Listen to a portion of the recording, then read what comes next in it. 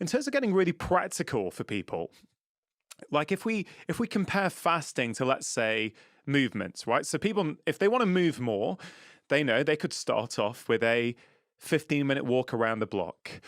They want to do a bit more, they make it 30, 40 minutes around the block. Then they might start jogging. Some people might want to do a 5K or a 5K walk, or even a run, a 10K. Some people want to do a marathon, right? So there's different grades of movement.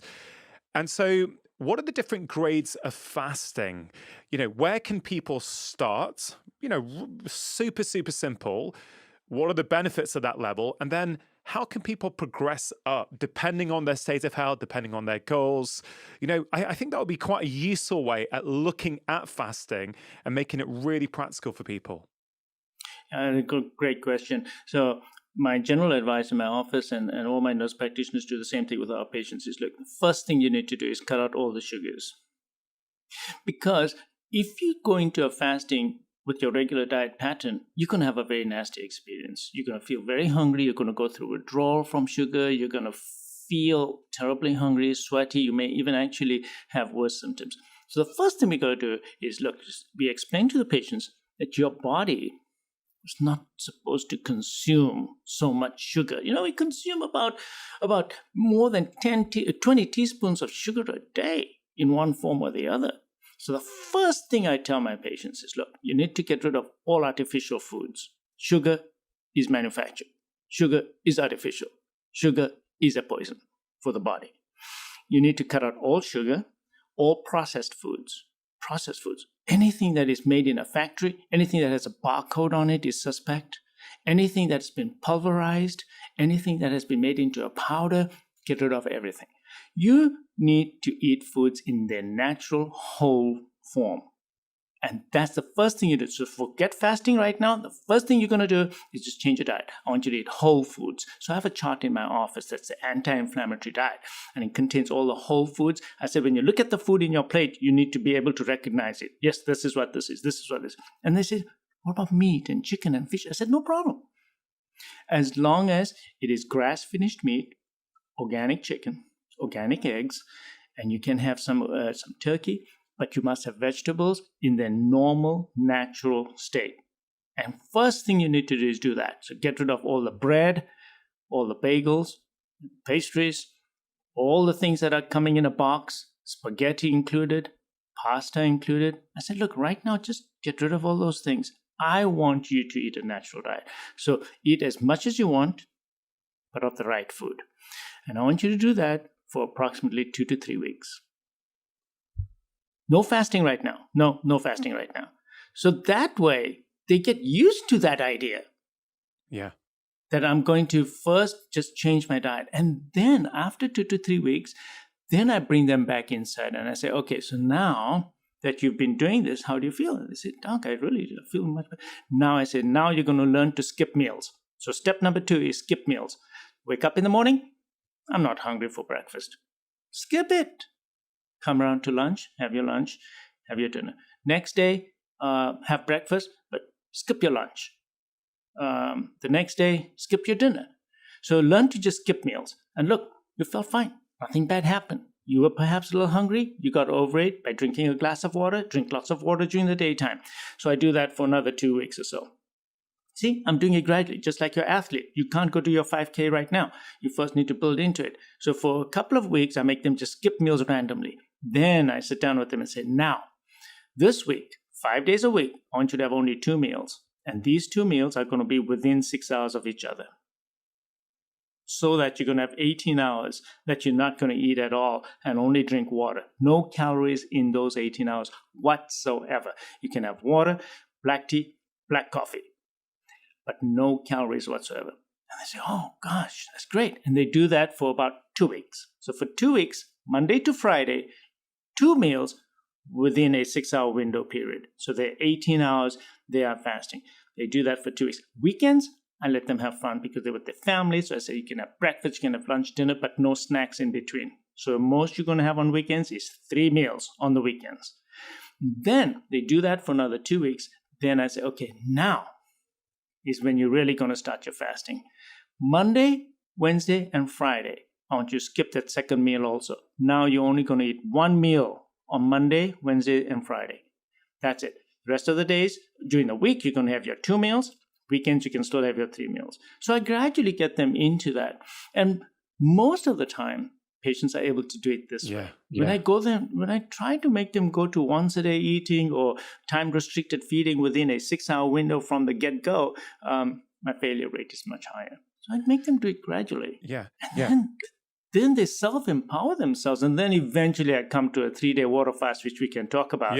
And the biochemistry of that. I mean, I love that. I love chatting to fellow clinicians. I love chatting to researchers as well, I must be honest. But clinicians like yourself, you've got the real life experience, not just what does the laboratory study say, what happens in the lab. No, that you're dealing with real patients who are probably quite scared. And that sort of protocol you just took us through, just to make it really clear for people, what types of patients are you recommending this in? You're a cardiologist, of course, you practice in America. I don't know the exact differences on who gets referred to a cardiologist in America compared to here in the UK. So my guess would be that people are, sick on some level. They've either got angina already, maybe they've already got ischemic heart disease, maybe they have already had a heart attack. You're obviously seeing those kinds of patients, but then we could take it one step further, which is that we know in America, there was a recent study, wasn't there? Well, not that recent, a few years ago now, that showing that maybe over 80% of Americans are not in good metabolic health, which is really quite incredible. So I'm imagining pretty much all of your patients who come to see a cardiologist are already metabolically unhealthy, are already having a degree of insulin resistance and therefore problems with their health and well-being. So, maybe help us through that a little bit, because what I want to be really clear on, someone who feels that they're in good health, they're a decent weight, they don't have any health problems, is that the approach that they should be doing as well? Or are you specifically talking about patients who are already a little bit sick? No, you're so right. No, what I'm talking about here applies to just about everybody. In fact, it's more than 80%. I think it applies to more than 90% of the patients. Now, of course, the cohort that I see in my office are patients who already have coronary artery disease or they already have had a heart attack. So those patients are kind of easy for me to convince that, hey, listen, you already had a heart attack now. You want another one? Well, you already have had 2 stents, and when you're going to get the third one, so you need to do this, and I'm going to put you on this program. Okay, that's fine. But then there's another cohort of patients who come to me, and I do a coronary calcium score, and it's high. But they're asymptomatic, and they've passed their stress test. So let me just tell everybody who doesn't know about coronary calcium score, because this is so important, and I'll tell you why it's important. So it's a CT scan, low-level radiation of the heart, and it looks at the amount of calcium buildup in your coronary arteries. So it tells you already have atherosclerosis. So there's no guessing that, your cholesterol, your blood pressure, your weight, and therefore your risk of having a heart attack in the next 10 years is such and such, plug you into a formula. No, this is, do you have the disease? Yes or no? Do the scan. Yes, you have disease. Do the stress test. Pass my stress test. Why? Why did I pass my stress test when I've had calcium in my arteries? Well, you passed the stress test because your blockage in your artery caused by the calcium is less than 70%. Because it takes a blockage more than 70% to reduce the blood flow in it. And then you may have symptoms, or you may fail your stress test. Can we just back it up a second for people? Like, what is ischemic heart disease? What is atherosclerosis? What is a stress test? Because I think there'll be some people listening who probably may not be familiar with those terms. And I think it would be quite useful to sort of set that foundation, if you don't mind. Yeah, they're very important. So atherosclerosis is the buildup of plaque in the walls of the arteries, and they occur everywhere, in your neck, in your brain, in your legs, but most importantly in your heart. So when the walls of the arteries develop calcium in them, it's atherosclerosis. You cannot get atherosclerosis without calcium. Actually, you can, but very little. Most of the time, there's a lot of calcium with it. So the calcium is a surrogate for the plaque buildup in the walls of the arteries.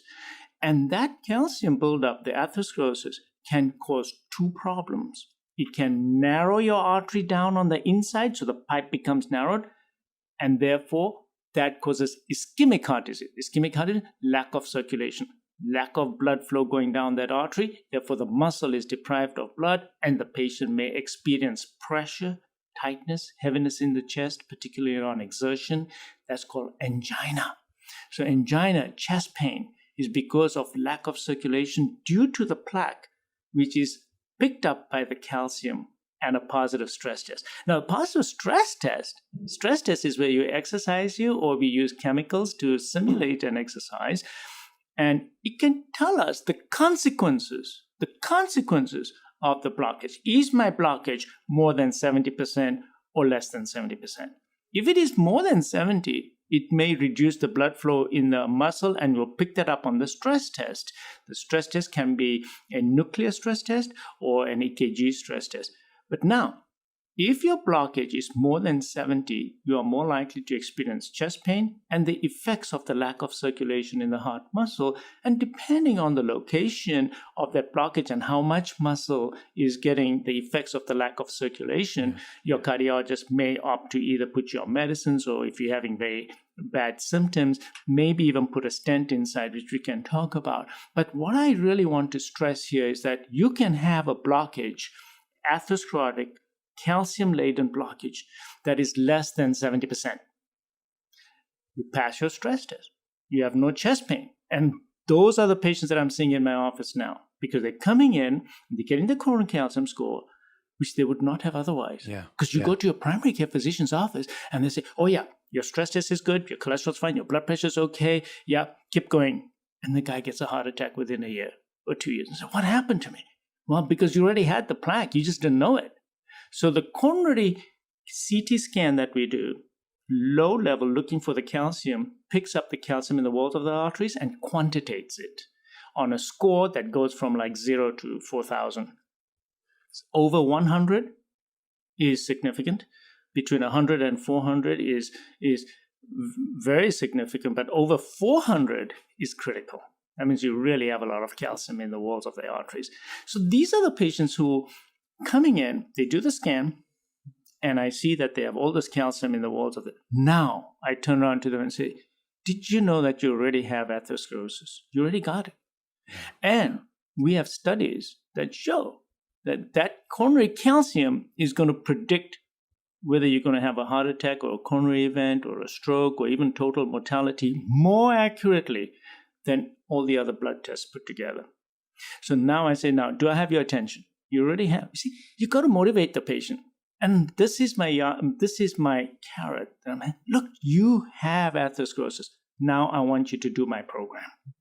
Now I'm going to look for some parameters on your blood test. I'm going to see what's causing this calcium buildup. And the patient said, but I'm fine. I said, yeah, but you didn't just build this up.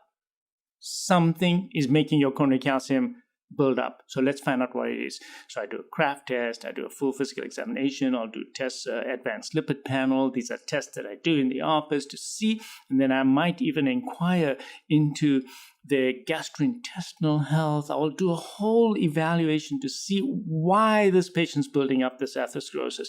And part of the treatment program is going to be my fasting program, which I think is the number one program for this. So those patients are very happily motivated because I show them the coronary calcium score. I said, look at your picture. This is it. Check it out. You got this calcium. Another group of patients, they come in, the 80% that you're referring to have metabolic syndrome. So for the sake of the audience, I'm just going to tell everyone what metabolic syndrome is. Thank you. This is a derangement of your metabolism. And basically it means that you're overweight, your body mass index is greater than 25, and you have an increased abdominal girth. All the weight is around the belly. And there's actually a ratio that you can do between the waist and the belly. The belly is increased. And then the HDL, the cholesterol, is low. The triglycerides are high. And they have borderline high blood pressure. Now, when you look at all these numbers, what's the common thing that comes to mind from everything I've already said? Is insulin. It's all about insulin lowers your HDL, increases your triglycerides.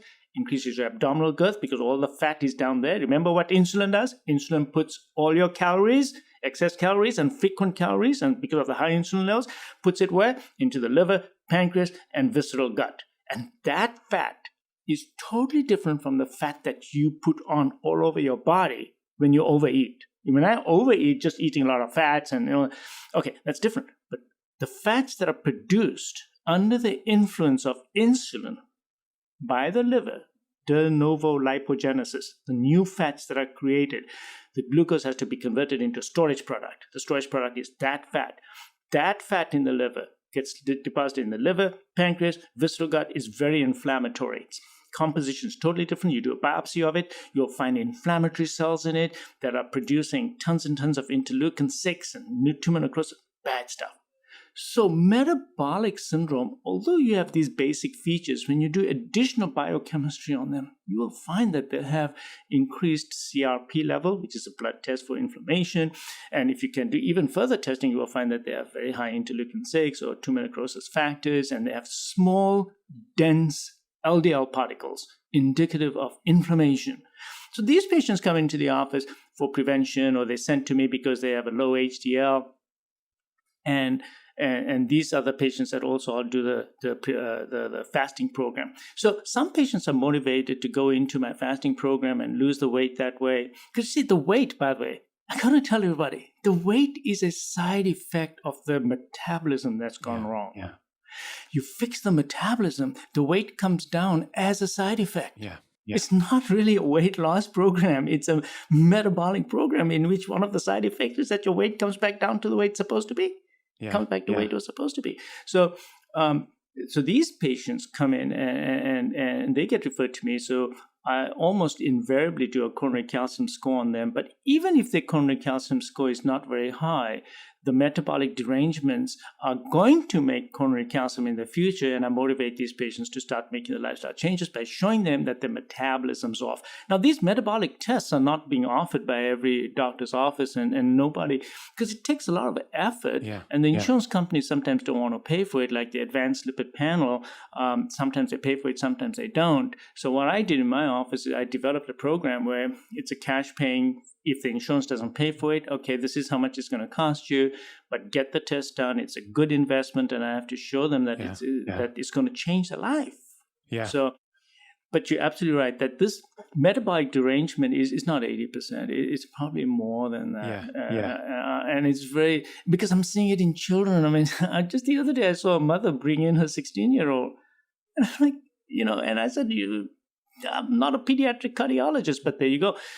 She had all the derangements already at the age of 16. If you enjoyed that clip, here's another powerful clip that I think you are really going to enjoy.